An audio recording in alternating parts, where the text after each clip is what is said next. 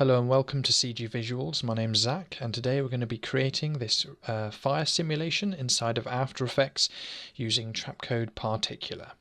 Now, if you're subscribed to our YouTube channel, CG Visuals, you may notice that we have a library of free VFX assets that we produce on the channel.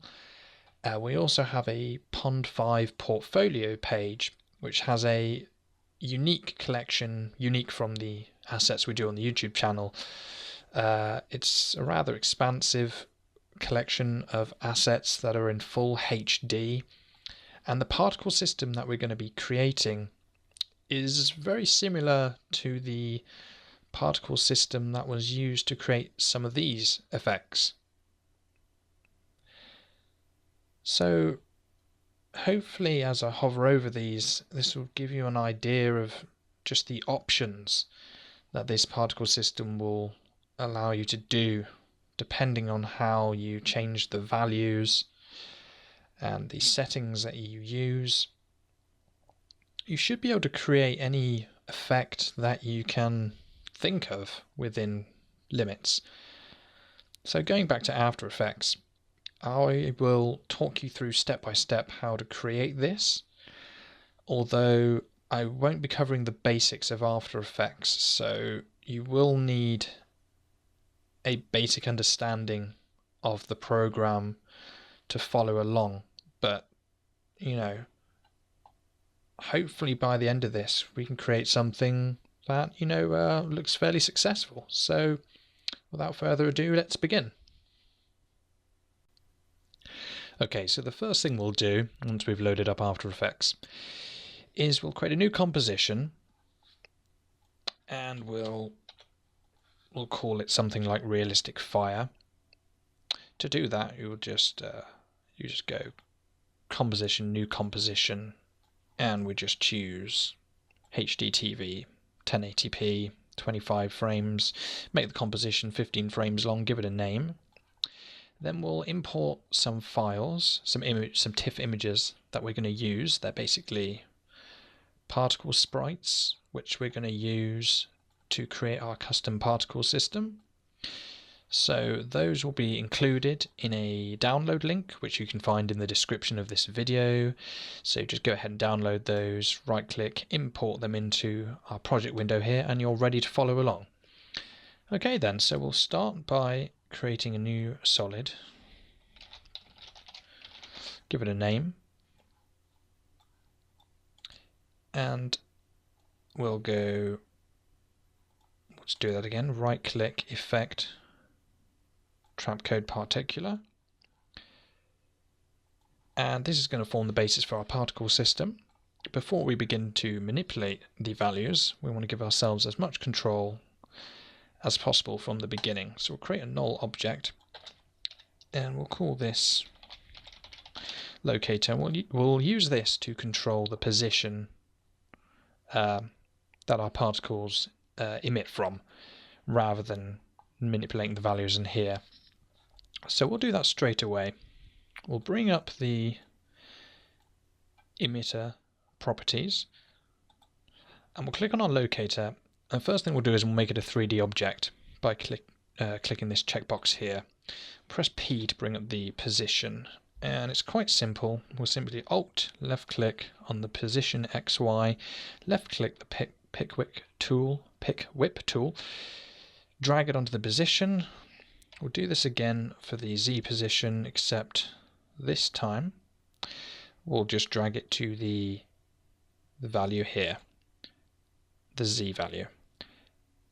So once we've done that, we will now be able to control where our particles emit from using the null object. We can also go ahead and create a camera, a 35mm camera. That will allow us to move around without changing the location of the particles. We'll also create a new null object, another one now, which we can use to control how many particles emit and when they emit, and we'll be able to globally control this for all of the particle systems rather than going in and changing all the values individually. So we'll call this emitter. We'll add a slider control to this null object. And like we did before, we'll bring up the controls for the slider. If I create a bit more room here, Alt left click on the particle emission, left click the pick whip tool, drag it to the slider option. The emitter will now control the particles that are emitted. Obviously it's on 0 now, but if we start to change this, we have full control over that. Okay, well, we'll just leave that on something for now, just so we can see them. Now, when we're creating a particle system, it's just handy to see what it looks like when it's moving. So since this locator controls where the particles are emitted, we'll just add a quick expression to this, a quick wiggle expression. So wiggle space, open brackets, and we'll add in the first value, which will control the speed, so 1, comma, space, and we'll add something like 1,000 and just close it, close brackets. Okay, now we've done that, we'll play through this. We can see straight away, if I expand this, what is happening. It's self-explanatory. So now we've got that, we can start to play around with the settings. I'm not going to worry about how it looks. What I'm going to think about is how I want them to behave. I mean, to begin with, I'll create the embers. So, well, let's start with the emitter first. Velocity 25. We don't really want them flying out. I mean, we've got the velocity from motion which works quite well. They're adopting the motion from the null object, so that works quite well. Life time 1, randomized the life 75, particle type cloudlet, we'll give that a size of 2, randomize the size. We can use this size over life to control how it looks, and we find something like that seems to work pretty well for the size. We can copy this custom curve that we've created and we can paste it into the opacity over life there. Some randomization always helps. As for the color, well, we can choose color over life, and I mean, we're just going for an orange look. It's not really too important, you know, what it looks like, but I suppose maybe a darker orange towards the end will go some way. You know, I'll just increase the size so you can see them a bit better. So this is what we've got so far.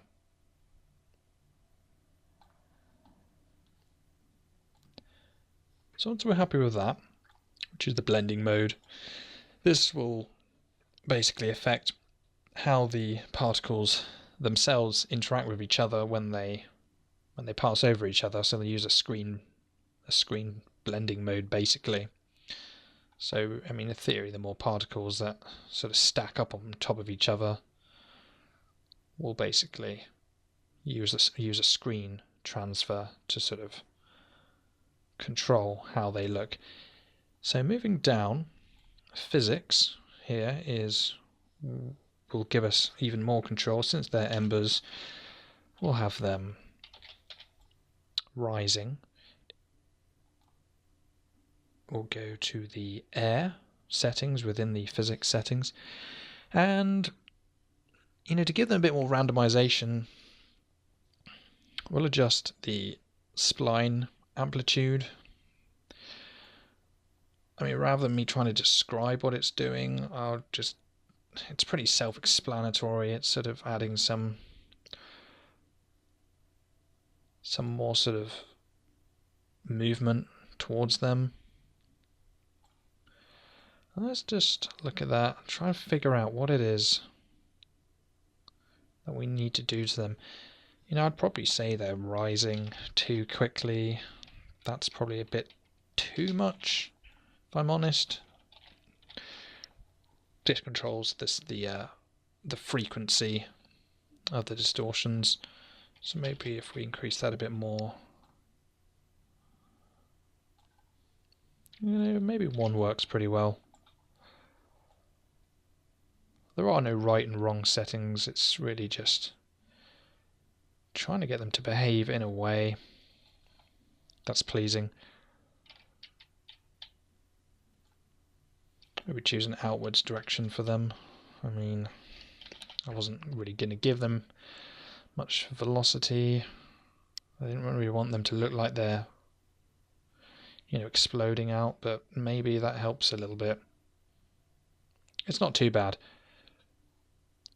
Key is to keep working on them, so we'll go to the Render tab, Render Options, Motion Blur, and we'll choose the type Subframe Sampling, Motion Blur on, increase the levels to 15, give it an opacity boost of 5, shutter angle, we'll just drag that up a bit, this will just increase the motion blur. I'll put the size back down.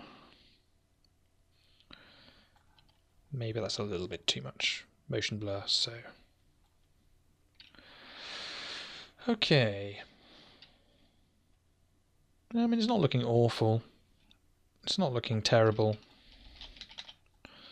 It's getting there. I'm going to change this value to 5. This is the fade in spin seconds. I mean, this determines whether the particles are emitted and are instantly influenced by this amplitude, or whether it gradually happens, in this case over half a second, so that will help them to sort of become distorted more quickly.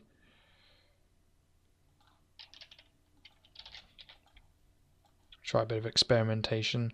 I don't really know what the optimum values are. I'm really just going,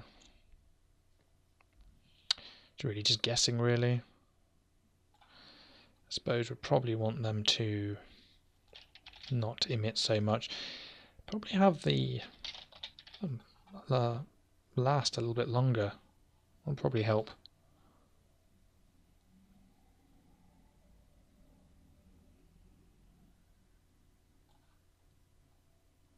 And what we could do is we could put the speed down and the amount up. Actually, that might be a step in the right direction. Okay, well now I could keep tweaking values all day. At some point I just have to decide that I'm going to be complacent with how they look, because we can always come back later, change them.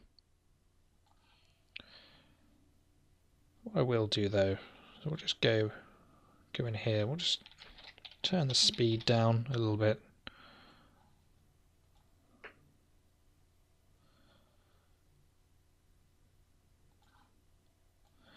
Okay, one last quick adjustment. We'll just increase the velocity from motion a little bit.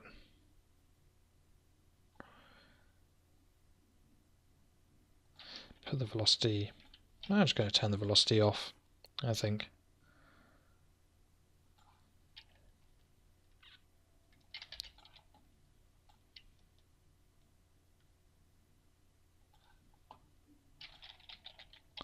That's 0.8. Have a tad velocity maybe.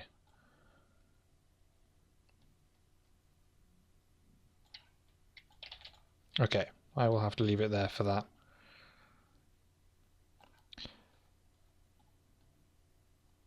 Increase the motion blur just a little bit more. Okay, well that's the embers done, so we'll duplicate that, Control D, rename this to fire, rename this to embers.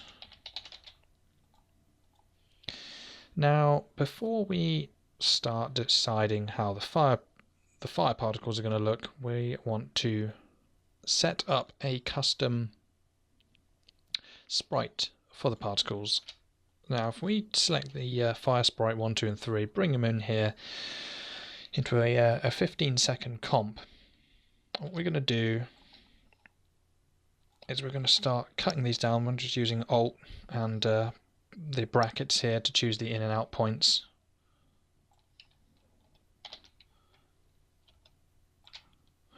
I normally sort of go to frame 10, go a frame before it, choose the out point, go one frame forward. You sort of cut it up like that. The reason we're doing this is because we're going to the particle system, when it chooses to emit a fire sprite, it's going to choose one out of these 3 sprites at random, which will just help to avoid visible repetition.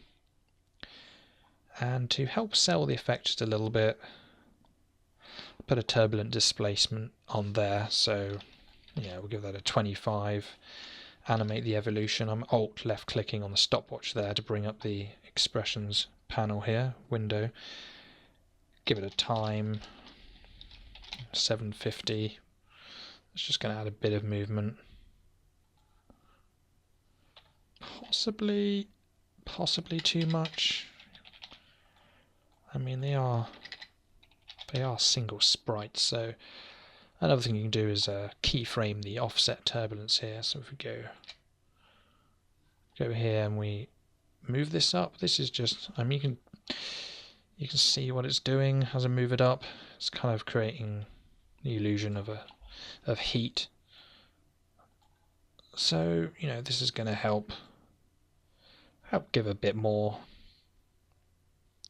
randomization to them. We will just, to save time, we will just copy this, go to the beginning frame of these sprites. We'll just Control V the effect, and it should just paste in the keyframes in the right place as well, based on where we are on the timeline. Okay, great. So those are our sprites sorted out. So now we take that fire sprite comp, we'll bring it in here, and this is basically going to do the work for us. Don't need it to be visible. We'll go into the particle settings here. We'll go to the particle type, we'll choose sprite, open the textures panel here, choose the fire sprite comp that we made, go to the time, we'll go split clip, play once, number of clips 3, so it will divide the 15-second clip by 3 and pull in one out of 3 of our 5 clips at random based on this random seed generator here, which is what we want. If we go into the size here, we'll bring that up a bit. Yeah, just so we can see what we're doing, I'm going to turn off the motion blur just so it's a little bit more obvious. Right, so we should, let's see now. Looks to me like they're all using the same sprite. Let's go and double check this. Split clip, play once, yep. We're definitely using the fire sprite comp, yep. Let's go back in here, check that all of this is good. Yeah, it all looks to be fine. Maybe it's just the randomize.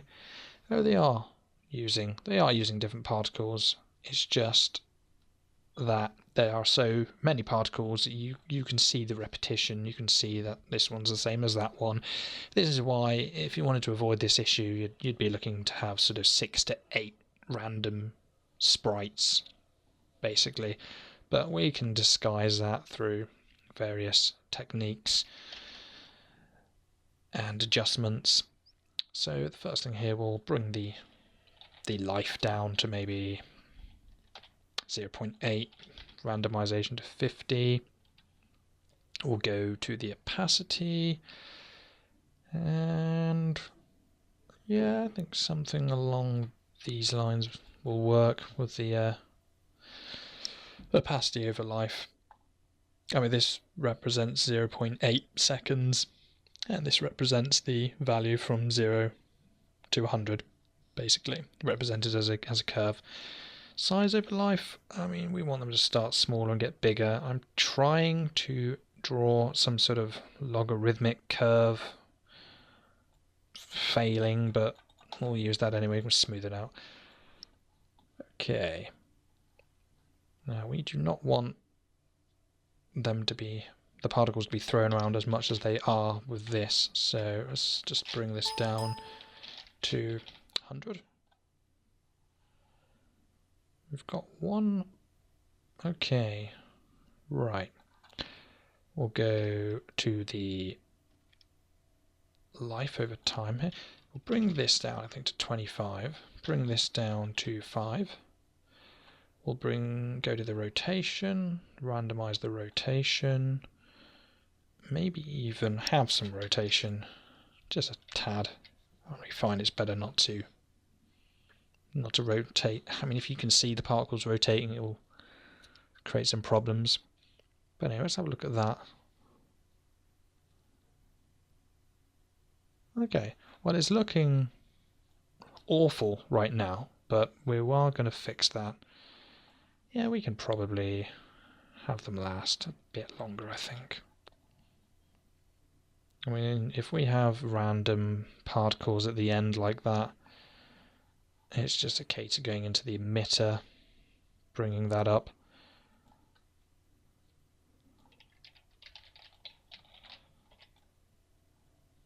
Maybe we don't want to do that.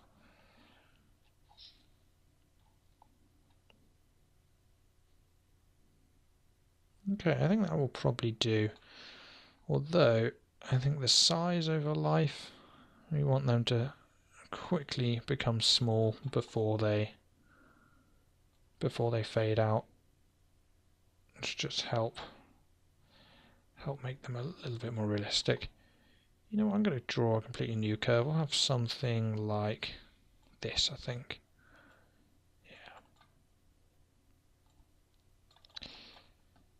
Yeah. Okay.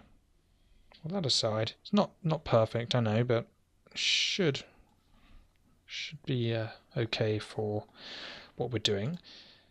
We'll duplicate this one more time, and we'll choose. This will be for the smoke, so we'll choose. Well, first we'll bring the smoke sprite, drag that into our comp, rename this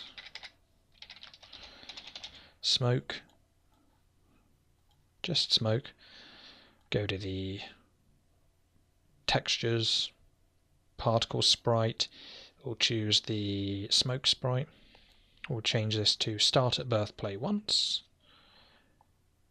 Then we'll come down here and we'll choose size over life. We want to do something along these lines. It's probably really frustrating to watch me try and draw this. I'll probably do a better job. Opacity, yeah, we want that to fade out, because that's what smoke does, it fades away. Bring the opacity down quite a bit, I think, but bring the size up a lot. We'll bring the life up, make it last a lot longer. Yeah, we'll drag that underneath everything. If we're doing the smoke, we might as well just look at the smoke. We don't really want it rising as quickly.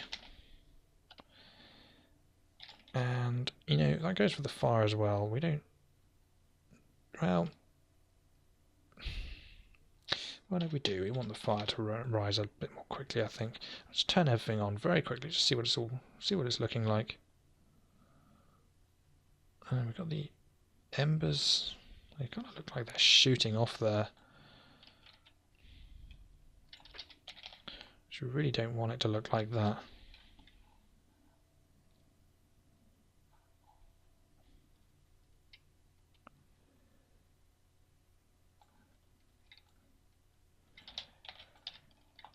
It'll bring that size down quite a bit, I think.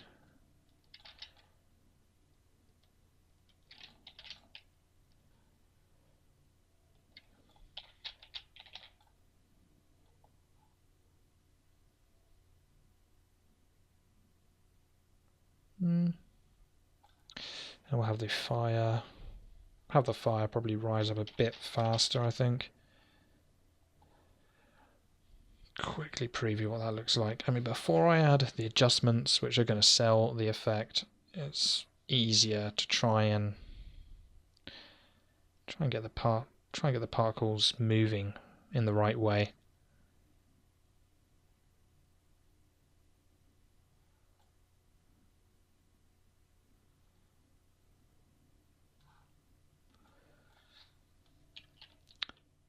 So what's wrong with that? Maybe we want the embers to be moving a bit faster, maybe.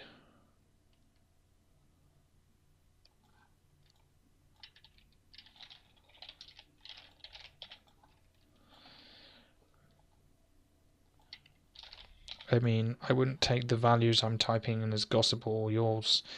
It's probably going to look very different. You might be able to get a better looking result.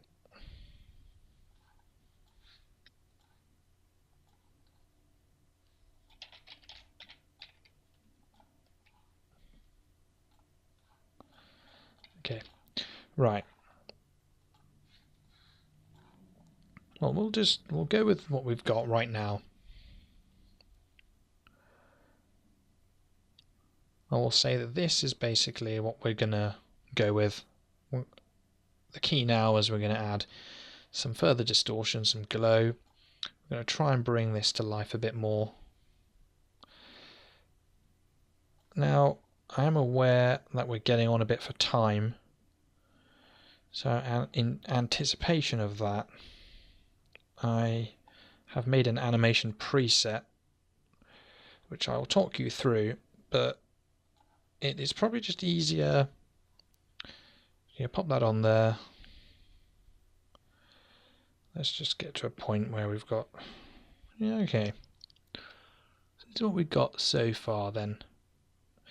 Well, I'll talk you through what's happening in this animation preset here. It's just the basic plugins that you get inside After Effects. We've got a turbulent displacement, amount and size 25. We're like we did before with the fire sprite. We've animated the turbulence, the offset turbulence value. This one, we move that upwards. So we've done that with keyframes. We've animated the evolution with a value somewhere between 500 to 750. I think 500 works best.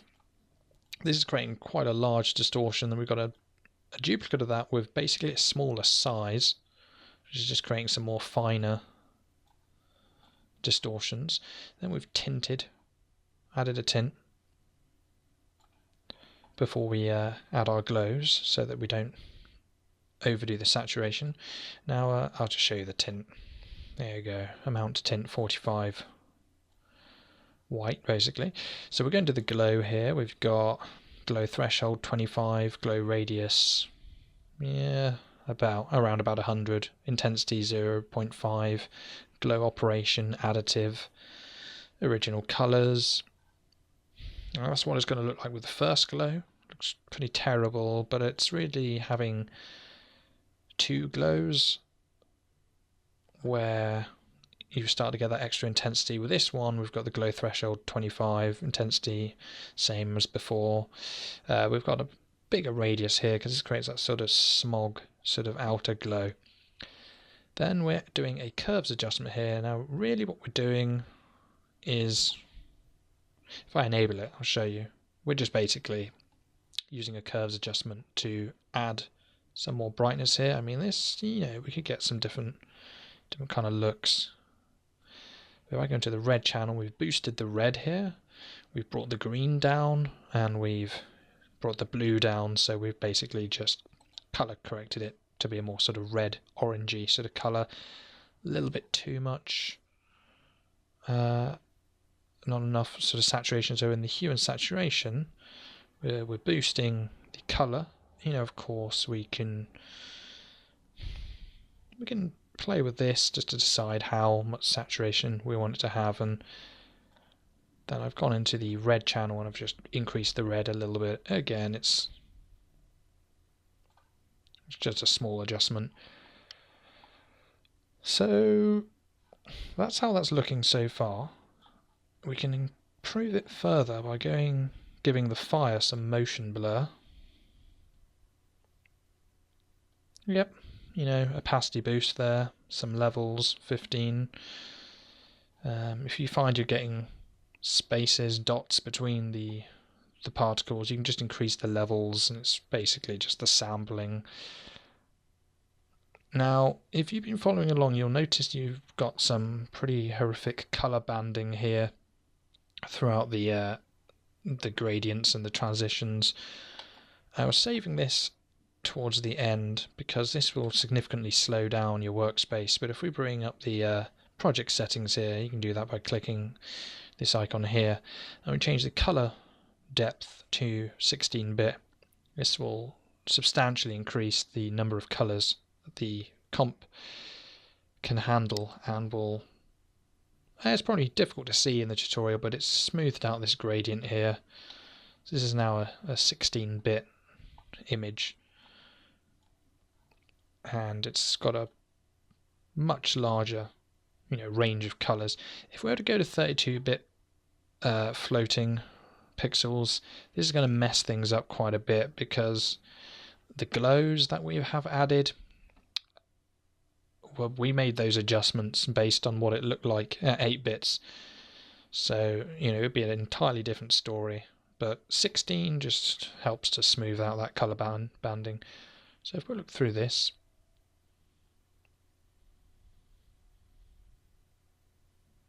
and you don't have to have the fire dancing around like that. I mean, we could just go to the locator and, you know, turn off that expression. We can move it around however we want. We could just have it as a stationary fire. You know, I'll just let that RAM preview a little bit.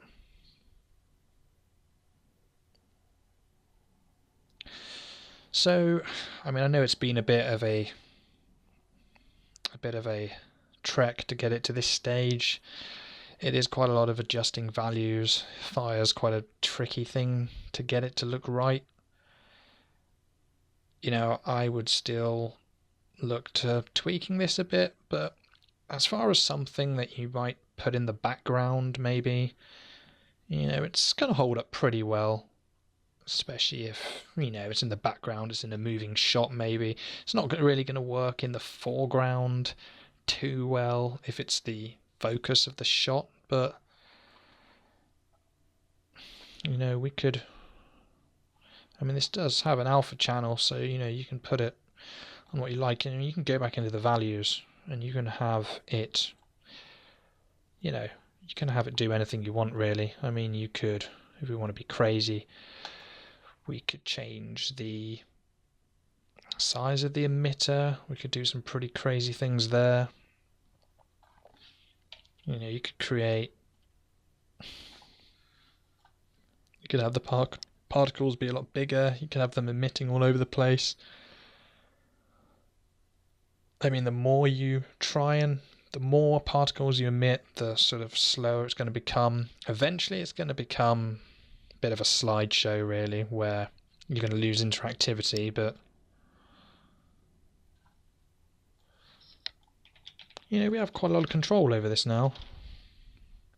If you did want to do something like have a fire that was a bit wider, you could just do this. I mean, you'd obviously have to go to the other settings and make the changes accordingly. Takes a few seconds, but then we could go to the emitter and globally control how many particles are being emitted, and then we could create a wall of fire, you know, and you could add an adjustment layer. I mean, if you were going to do something like this, maybe you could, I wasn't going to show you this, but I thought I might as well. We could go distort, and we could create a mesh warp. And to simplify it, we'll just, this is basically going to warp, so it's putting a mesh over our image, and then we can basically distort it using this. So heat creates a sort of vortex effect. I mean, if we just sort of set this back to a more reasonable amount, if we were to increase the life of the particles perhaps, so that they were lasting a bit longer, rising a bit higher, we could go into here and we could sort of create this sort of effect where the particles sort of get sucked together like they were in a sort of vortex of heat, and you could sort of manipulate how it looks. I mean, it's going to take quite a while to preview this.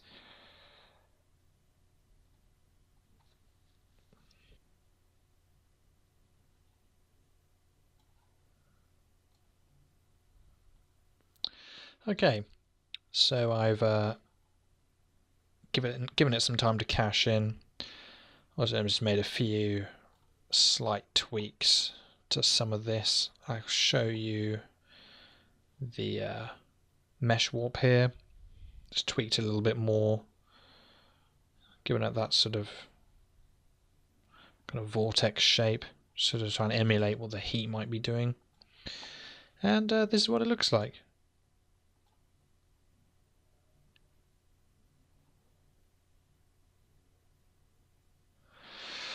So, yeah, you can see how, if you're prepared to spend a bit more time, maybe sort of making a few finite tweaks. Depends how picky you were. Depends what you needed it to do in the shot, really.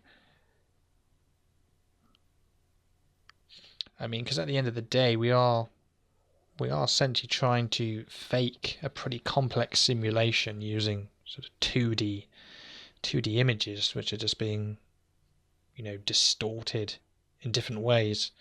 So it's quite a tricky thing to do, really. But I mean, it's a nice alternative if you don't really have the time to create a complex, fire simulation. This might just be an alternative way. You might think about doing it. If it saves you some time. Anyway, well, yeah. Anyway, thanks for listening. Thanks for tuning in.